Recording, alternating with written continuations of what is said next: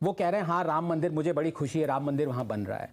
20 साल पहले ये उन्हीं लोगों में से थे। मैं ये नहीं कह रहा कि वहां पे स्कूल बनाओ, अस्पताल बनाओ, नीचे था ही नहीं मंदिर। ये है, मैं अभी इनसे ये टेस्ट ले रहा हूं मैं इनका, इसीलिए मैं बार बार इस पे कह रहा हूं कि ये आस्था का सवाल नहीं है नाविका जी। मेरे जैसा डार्विनियन एथिस्ट ये चाहता है, ये सिविलाइजेशनल इशू है। कोई नहीं कह रहा अब मैं सुधांशु जी, मैं इन्हीं से पूछना चाहता हूं, क्या आप चाहेंगे कि काशी का मंदिर वापस मिले, वो जो ज्ञान व्यापी जो है हिंदूज को वापस मिले?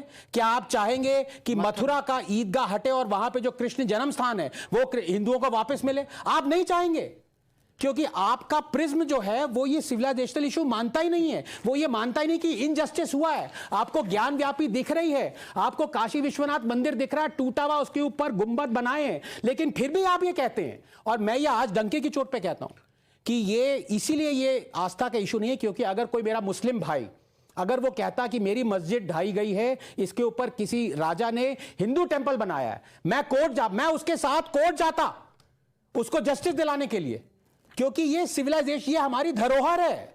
आशुतोष जी, ये आस्था का सवाल नहीं है। आप कहिए कि काशी मंदिर वापस मिलना चाहिए, बोल दीजिए। मुझे जो आपत्ति है इन सारी चीजों पे, जब हो जाएगा कि जब आप हिंदू धर्म के बारे में बात करेंगे, जब आप भगवान राम के बारे में बातचीत करेंगे, उसमें मुसलमान का लाना बहुत जरूरी है। ये जो बाइनरी आप क्रिएट करते हैं, बिना मुसलमान के, बिना इस्लाम के, बिना बाबरी मस्जिद के, क्या भगवान राम का अस्तित्व नहीं हो सकता? नहीं, सिर्फ राम मंदिर नहीं, क्योंकि बाबरी आप दोनों लोगों ने बार बार रमजान का जिक्र किया, आपने हज का जिक्र क्यों करते हैं इसका? आप तो पढ़े लिखे आदमी है ना, दोनों लोग पढ़े लिखे। आपसे 27 जुलाई 1937 हरिजन एक अखबार था जिसके एडिटर थे महात्मा गांधी। मैं पढ़ के सुना देता हूं, और ये आजकल के बच्चों को बहुत जरूरी जानना। I can't give you the reference of Ramchandra or Krishna because they were not considered as historical figures. I cannot help it but to present to you the names of Hazrat Abu Bakr and Hazrat Umar Farooq. They were leaders of a vast empire, yet they lived a life of austerity. जब गांधी जी से पूछा गया, जब ये debate हो रही थी राम राज्य कैसा हो, किस तरीके से राजा कैसा होना चाहिए, वो अबू बकर और अबू उमर का जिक्र करते हैं। ये कौन है? ये पैगंबर मोहम्मद के बाद जो पहले खलीफा बने उनका नाम था अबू बकर, जो दूसरे खलीफा बने वो अबू उमर, जो तीसरे खलीफा बने वो अबू उस्मान, चौथे जो बने वो अली थे। गांधी जी को इस्लाम से प्रॉब्लम नहीं, वो कहते हैं हमें अबू बकर से सीखना चाहिए, हमें अबू उमर से सीखना चाहिए। इनको प्रॉब्लम है ये जो इतिहास की एकांगी व्याख्या करते हुए चलते हैं, एकांगी व्याख्या। या तो आप गांधी जी को डिसऑन कर दीजिए। नहीं, हंस रहे हैं आप। अगर मैं गलत कह रहा हूं तो आप इसी वक्त मुझे कंट्राडिक्ट करिए। नहीं, जवाब देता हूं। मेरी तरफ आप बोल लीजिए, पूरी बात कर लीजिए। सुधांशु जी, अगर मैंने गलत कहा तो आप मुझे अभी कंट्राडिक्ट करिए। बिल्कुल करें, आप पूरी बात तो कर लीजिए। ये बात जो गांधी जी ने कही गलत कही, तो अगर गांधी जी ये बात कहते हैं, गांधी जी, भाई हम हिंदू धर्म के बारे में बातचीत कर रहे हैं ना, हम हिंदू हैं, हिंदू धर्म में अगर कोई कुरीति है तो हम उसके बारे में बातचीत करेंगे कि नहीं बातचीत? हम कहेंगे इस्लाम में ऐसा वहां 4 शादियां होती, तो आप हिंदू धर्म के बारे में बात क्यों? अरे रामराज के बारे में क्या तुलसीदास ने कहा है? दैहिक दैविक भौतिक तापा, राम राज्य नहीं कहु व्यापा। फिर क्या कहते हैं? नहीं दारिद्र को दुखी न दीना, नहीं को अबुध लक्षण हीना।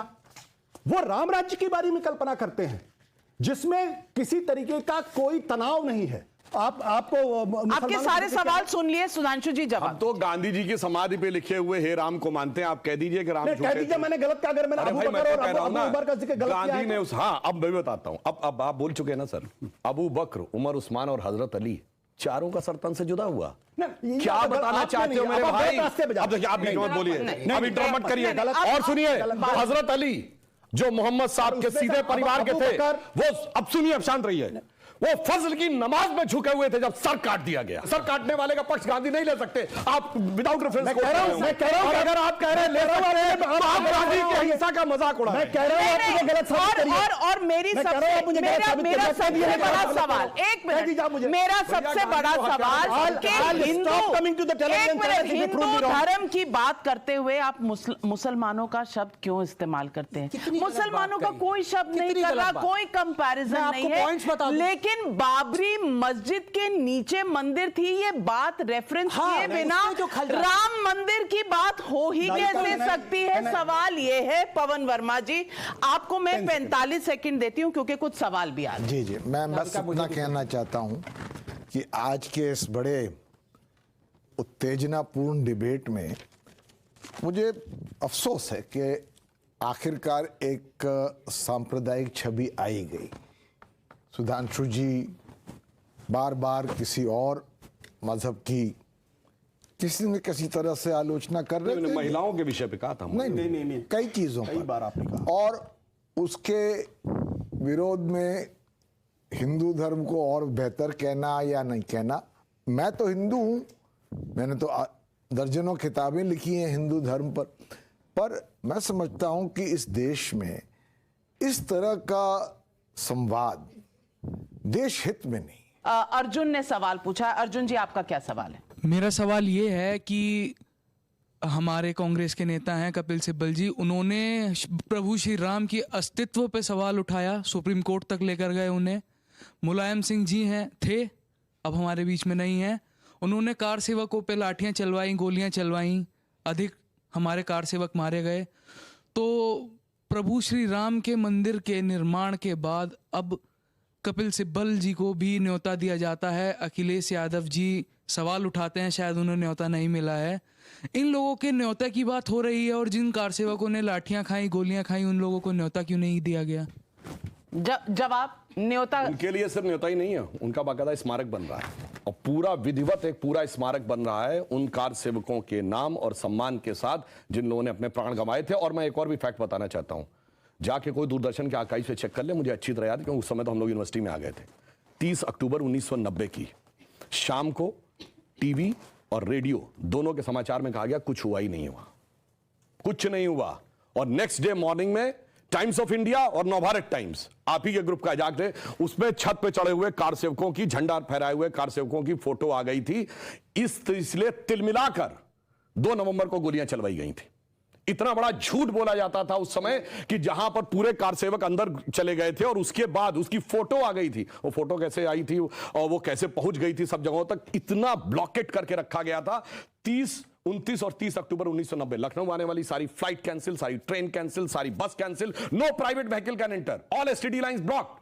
ये बीबीसी ने कहा था, जो कि बीबीसी को आप लोग बहुत ब्रह्म वाक्य मानते हैं, बीबीसी ने कहा था कि 42 के आंदोलन में भी कभी ऐसा नहीं हुआ कि किसी शहर को इस ढंग से काट दिया गया हो जितना कि 29 और 30 अक्टूबर को हुआ था। और मैं एक भी बात याद करा दूं, ये भी हिस्टोरिकल बात है कि मुलायम सिंह जी से एक इंटरव्यू में जब पूछा गया था कि 16 कार सेवक मर गए तो उन्होंने कहा औरों को भी मारा जाता अगर हमें पीस मेंटेन करना होता, लॉ एंड ऑर्डर मेंटेन करना होता। अमन का सवाल है। 10 सेकंड के लिए 10 सेकंड। मैं 2 बातें कहना चाहता हूं। एक, सुप्रीम कोर्ट ने अपने जजमेंट पे लिखा है कि बाबरी मस्जिद का जो डेमोलिशन है क्रिमिनल एक्ट है।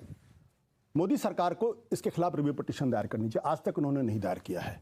दूसरी बात, इंडिया टुडे की कवर स्टोरी 1991 में छपी थी, जो विश्व हिंदू परिषद ने दावा किया था कि 300 से ज्यादा कार सेवकों की हत्या की गई थी, मारे गए थे।